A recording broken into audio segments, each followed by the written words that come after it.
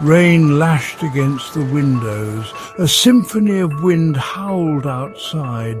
Each gust seemed to shake the very foundation of the old house. The power had gone out an hour ago, plunging the world into an unsettling darkness. The storm had been brewing all day, a slow, creeping dread that mirrored the growing unease in my heart. I had always been uncomfortable with storms, their unpredictable nature a constant source of anxiety. I sat huddled on the floor, a thick woolen blanket draped around my shoulders. The room was cold, the kind of cold that seeps into your bones and makes you shiver from the inside out. I could hear the wind howling outside, rattling the windows as if it were trying to find a way in. The darkness outside was impenetrable, a vast void that seemed to swallow everything in its path.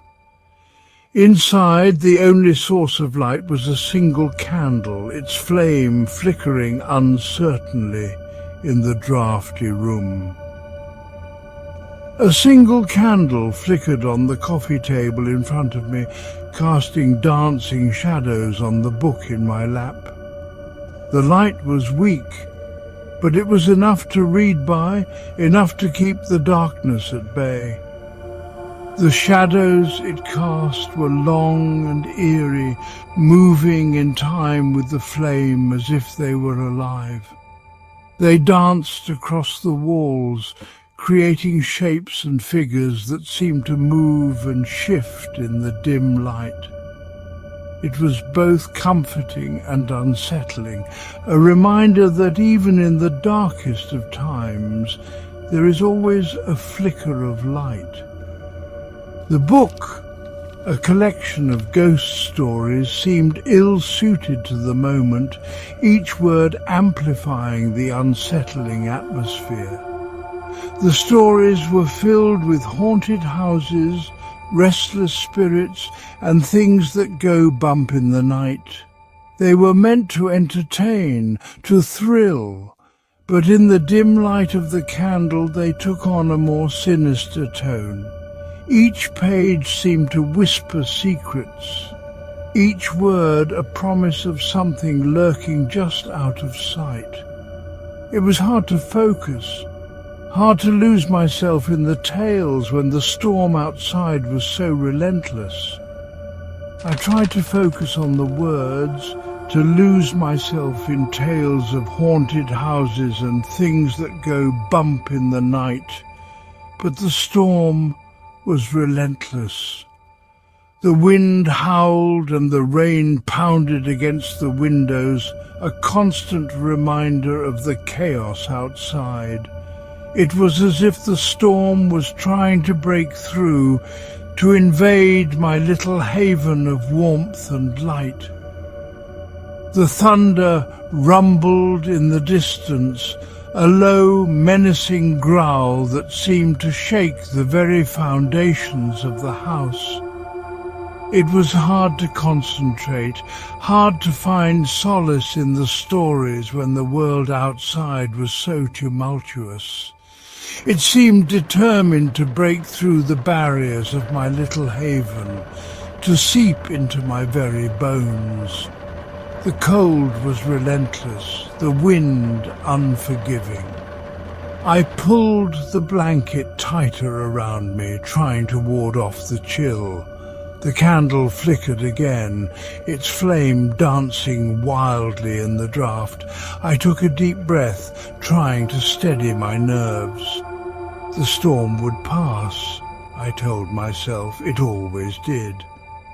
But for now, I was alone in the dark, with only a flickering light to keep the shadows at bay. Then a sound cut through the roar of the storm, a knock, a sharp, distinct rapping on the front door. My heart leaped into my throat. Who would venture out on a night like this? I froze, listening intently, hoping against hope that it was just the wind playing tricks on me. But the knock came again, more insistent this time, a demand for attention that I couldn't ignore. Cautiously, I rose to my feet, clutching the blanket tighter around myself. I crept toward the door, each step a hesitant shuffle across the creaking wooden floorboards. The knocking came again, louder now, more urgent. With a deep breath, I threw open the door, bracing myself for whatever awaited me on the other side. But there was nothing. No one stood on the porch.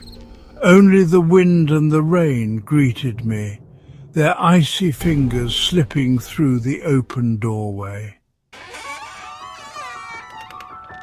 Confused and more than a little frightened, I started to close the door when I heard it.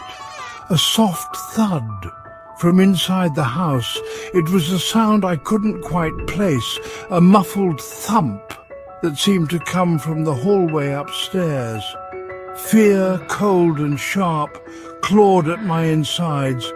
There was someone or something in the house with me. The realization hit me like a physical blow, stealing my breath and leaving me trembling in the darkness.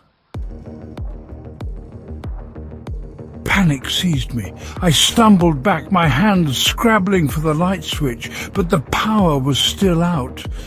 The only illumination came from the flickering candle on the coffee table, its weak flame doing little to pierce the oppressive darkness.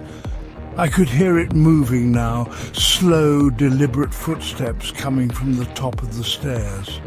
A sense of dread washed over me, primal and suffocating. I was being hunted. I had to get out of there. The air was thick with tension, and every second felt like an eternity.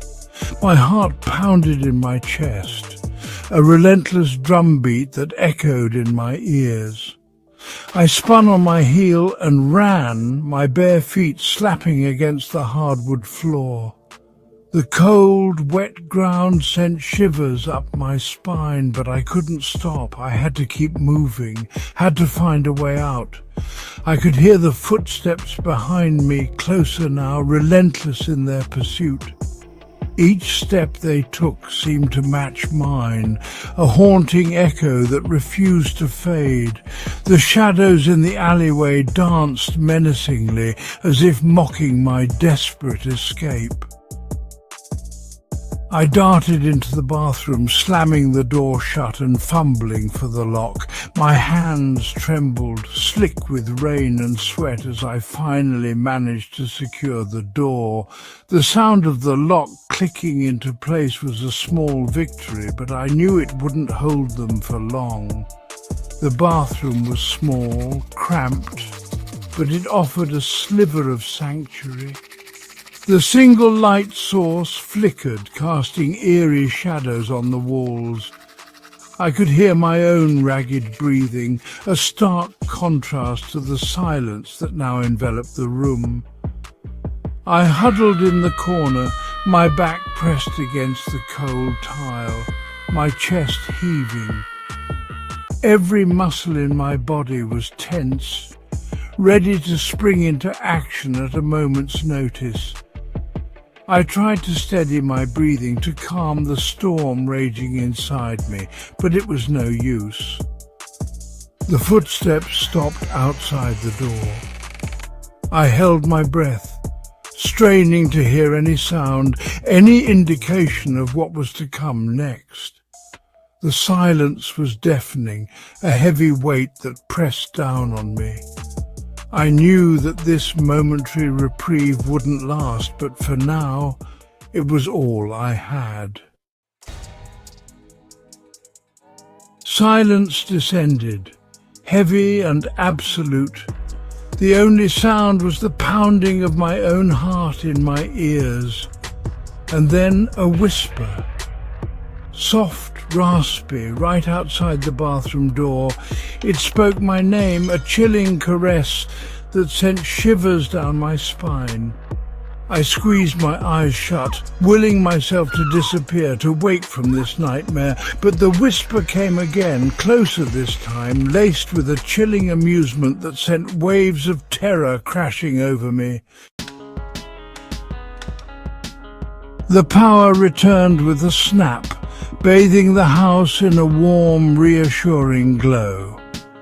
The sudden illumination was a stark contrast to the oppressive darkness that had enveloped the house just moments before.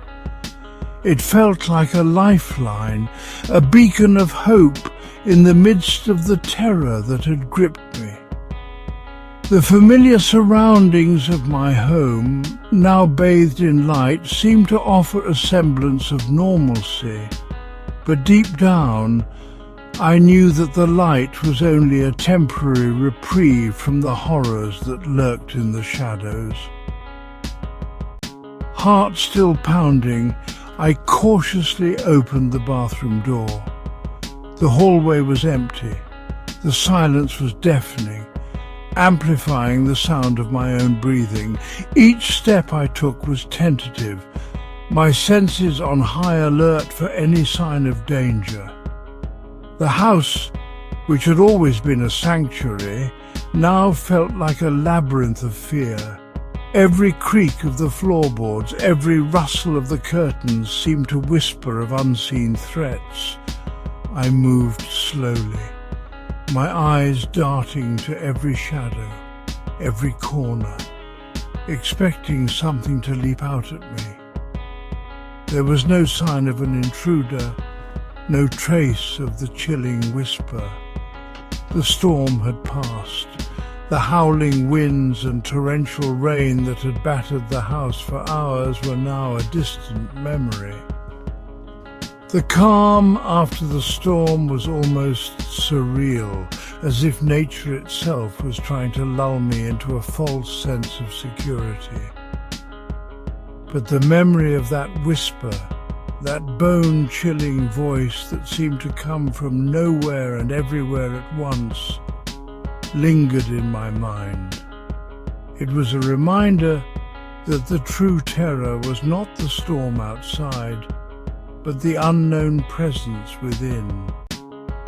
The sun was rising, painting the sky in hues of pink and orange. The first light of dawn brought with it a sense of renewal, a promise of a new day.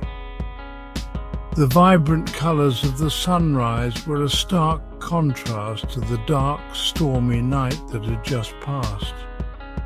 It was a beautiful sight, one that should have filled me with peace and tranquility. But instead it felt like a cruel joke, a reminder that the horrors of the night were not just a bad dream, but a reality I had to face. It was as if the horrors of the night had never happened. The world outside was calm and serene, the air fresh and crisp. Birds were beginning to chirp, and the neighborhood was slowly coming to life.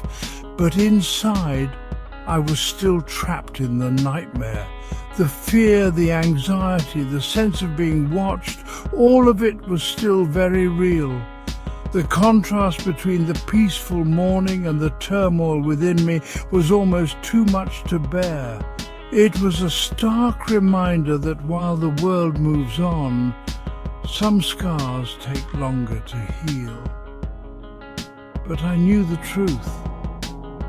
I knew that the peace of the morning was just an illusion, a temporary respite from the terror that awaited me. The haunting was not over. It was a part of my reality now, a shadow that would follow me wherever I went. The memories of the night, the fear, the whisper, all of it was etched into my mind. I could try to forget, to move on, but deep down I knew that the haunting would return. It was only a matter of time. And I knew that every time the rain returned, so too would the fear, the chilling whisper, and the unsettling feeling that I was not alone. The rain, once a source of comfort and tranquility, had become a harbinger of dread. Each drop that hit the window pane was a reminder of the terror that awaited me. The haunting was not just a one-time event, but a recurring nightmare. And as I stood there looking out at the rain, I knew that I had to be prepared. Prepared for the fear, the whispers, and the knowledge that I was never truly alone.